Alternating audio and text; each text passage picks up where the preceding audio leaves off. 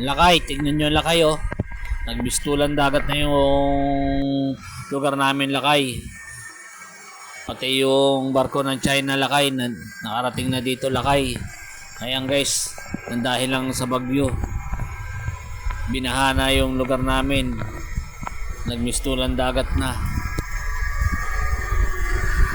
Pati yung barko ng China nakarating na rin dito. Yan, dito yan sa Gente de Leon, Valenzuela City. Yan, nagmukhang dagat na yung lugar namin guys.